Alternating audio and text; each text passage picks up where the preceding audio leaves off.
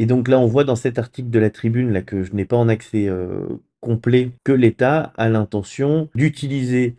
ces concessions pour financer d'autres mobilités, notamment l'entretien du train ou les réseaux de routes secondaires, et puis d'être plus présent dans la gouvernance de ces autoroutes. Et donc on voit bien dans cet article que les futures concessions auront tout un tout autre mode de gestion, périmètre géographique plus homogène, détail réduit, ça veut dire plus de concessions, plus de négociations, peut-être du coup un contexte plus concurrentiel pour les opérateurs, puisqu'on voit que là on est sur Vinci, mais il y a aussi des groupes comme Eiffage qui gèrent des autoroutes, des durées plus courtes et donc moins de stabilité, moins de capacité à anticiper des bénéfices futurs. Enfin voilà, plus d'instabilité, c'est aussi moins bon pour les groupes. Et puis voilà, association de la puissance publique plus importante à la gouvernance. Donc tout ça, on voit bien qu'il y a des équilibres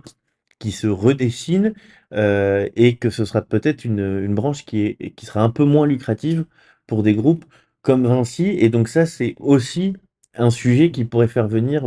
baisser le cours à moyen long terme, même si on voit que ces concessions, enfin le gros des concessions, quand on le regarde dans ce petit graphique-là, il commence en 2034 puis 2036.